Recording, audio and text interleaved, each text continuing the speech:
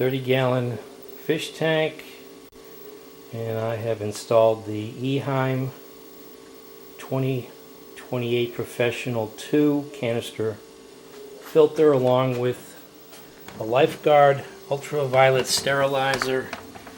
The light's on, so I guess the bulb's working, and most importantly, there doesn't seem to be any leaks.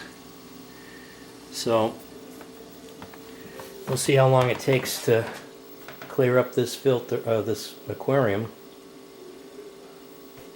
and see how many fish I got left.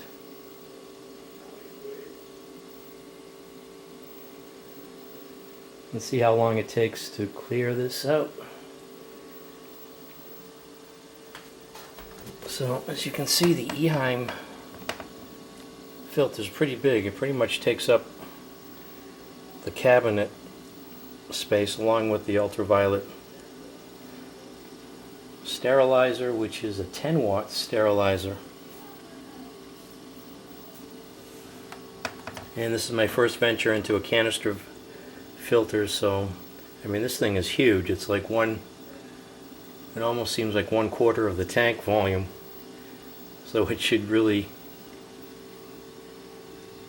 clean this tank or keep the water clean. I thought it was going to be a lot harder. It looks a lot harder.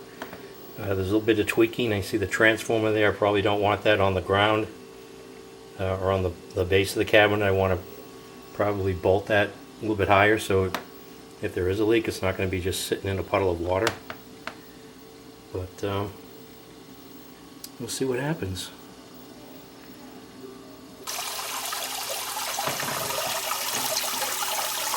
So I'm going ahead and I'm going to change 10% of the water here. 16 hours have passed since I put the 2028 Whisper filter, the 2028 Eheim canister filter in, and this lifeguard ultraviolet sterilizer.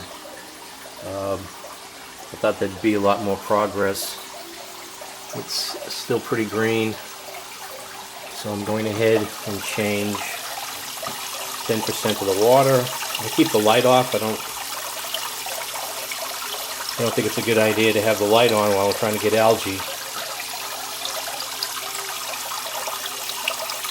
It's a little counterproductive to be promoting algae growth while at the same time trying to get rid of it. But again, this is 16 hours. And as you can see, it's my first experience with the canister filter, and definitely a lot more volume of water going through the filter than I'm used to with the normal over-the-side Whisper filter models. So time will tell. Let's see how long it takes to clean up all the algae in this tank. I mean, the water isn't great to start with, I know that, so probably need to invest in a reverse osmosis system.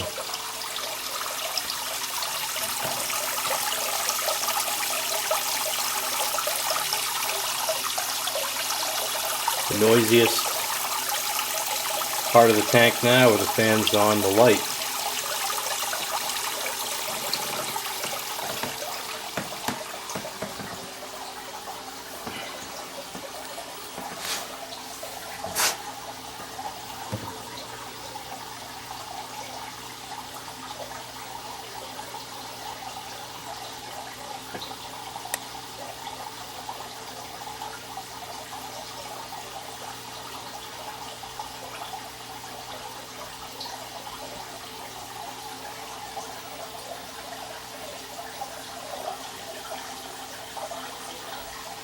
Again, this is the Eheim 2028. I purchased both the UV sterilizer and the Eheim from Marine Depot.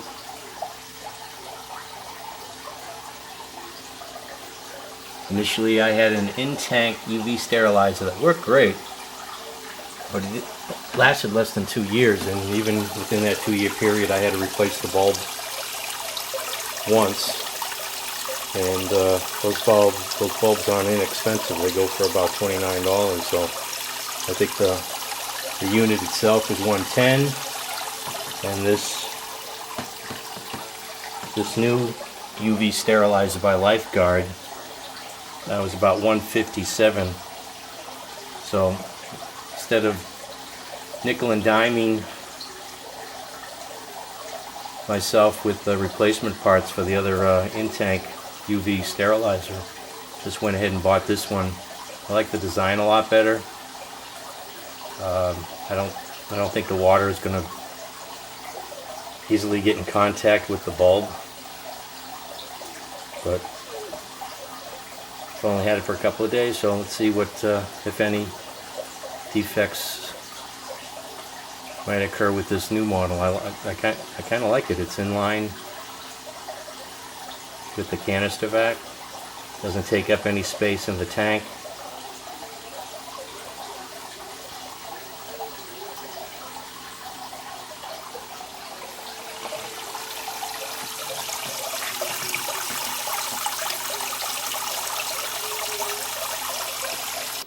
So it's been about 60 hours now since the installation of the canister filter with the inline UV sterilizer. I think today saw a pretty dramatic change. I mean, the first 2 days didn't see much of a change, and then all of a sudden it really seems to be speeding up.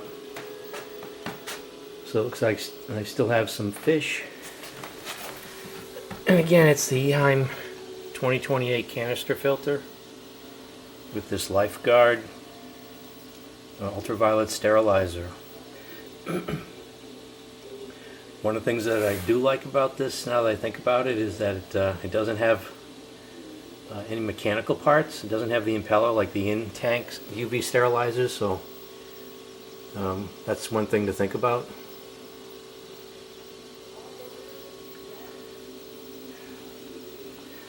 I mean, the only thing that can go wrong is the bulb.